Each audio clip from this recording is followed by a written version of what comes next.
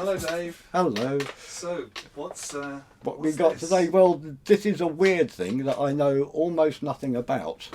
It's actually mine, and it's got a story behind it. I actually found it in the tower room of an old church in Norwich, and it was abandoned there.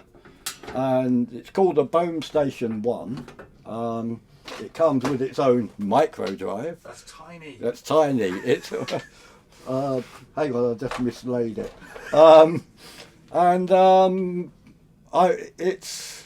It's a very curious beast. It's when I found it, this particular version of it. It was obviously designed to go with a Hammond organ, to extend the Hammond organ. Stuffed away in the cellar. I've got the wooden casing it came with, which bolted to the top, and an extra MIDI keyboard arrangement that went under your Hammond organ keys, so that you could trigger it from that. But it's got, for its time, a pretty funky drum machine. It works on this weird souped up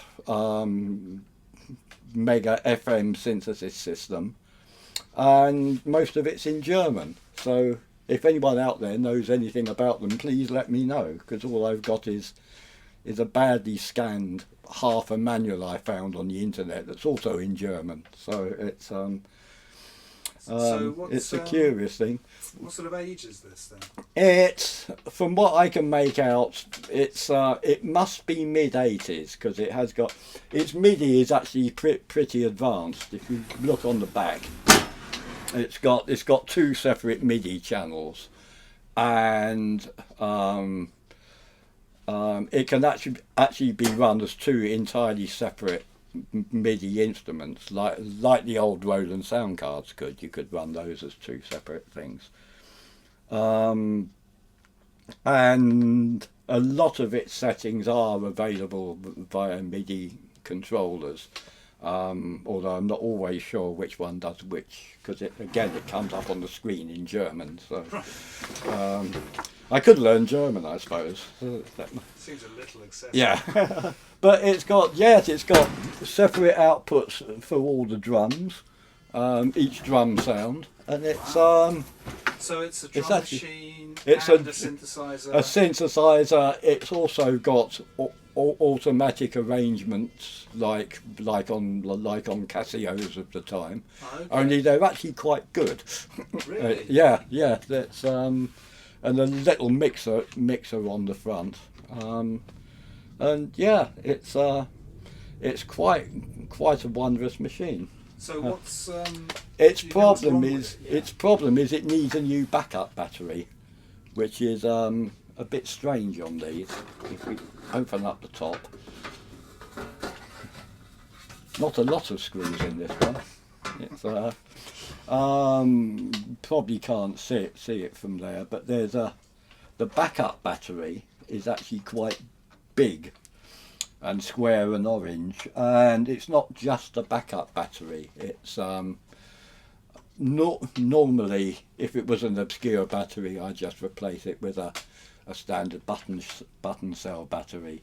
But this one appears to have a pair of diodes in it as well, a pair of decoupling diodes, which might be important. So it's a question of taking out the old one and building up a new battery pack for it. Okay, and a decoupling diode is a... Decoupling diode, it means the voltage isn't directly connected to the rest of your circuit.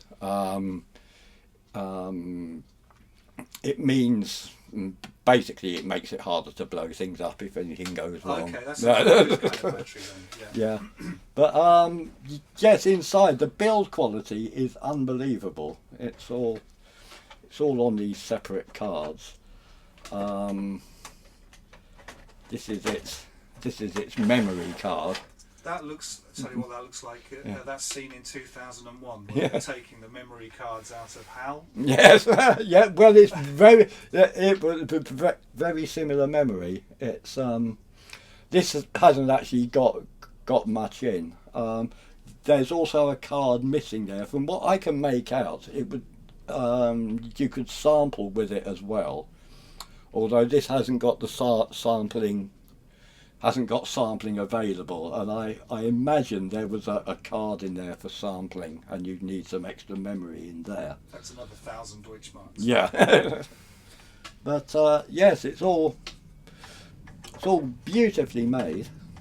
And found in a clock tower in Norwich. In the clock tower in Norwich. It's and have you found out anything about Böhm, the company? Do you know anything? No,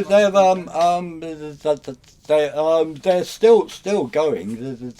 They make electronic church organs and things. Very high quality company. Okay.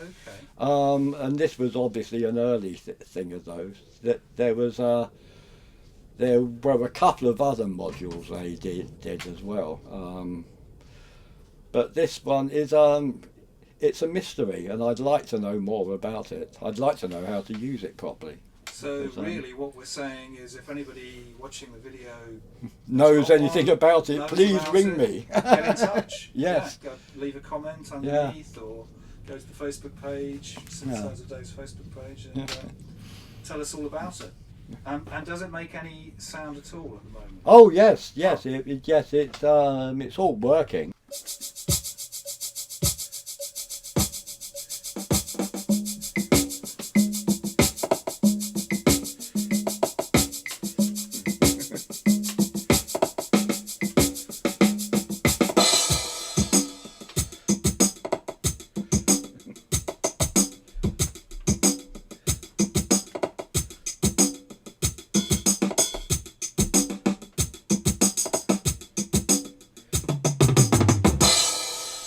Reggae Jesus. It just doesn't remember sounds unless you write them to the micro drive, which is a curious beast on its own. It's actually huge. Does that take floppy disk? Yes, it's a standard 3-inch floppy disk. You can reset its baud rate on the back if you should want to, but and an old computer RS-232 interface. The old RS-232. The old RS-232. It's also got a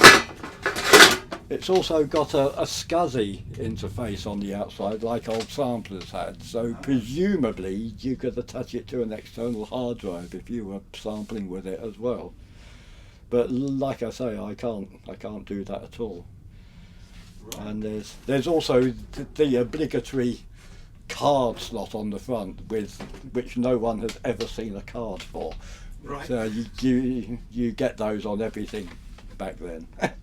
So they're putting card slots in, and just in case they started manufacturing. Well, I cards, presume they did a card for it, but they're all different. None of them are standard. You right. see them on everything, the expansion cards. But they're always completely different. And they're the first thing that people lose, aren't they? Yeah. Well, they're the thing. They're the bit nobody ever bothers buying. Yeah. Okay. Well, right. Great. So hopefully somebody out there will get in touch. Yep, hope so. We'll find out all about this mysterious church find. Yeah. It's like Antiques Roadshow.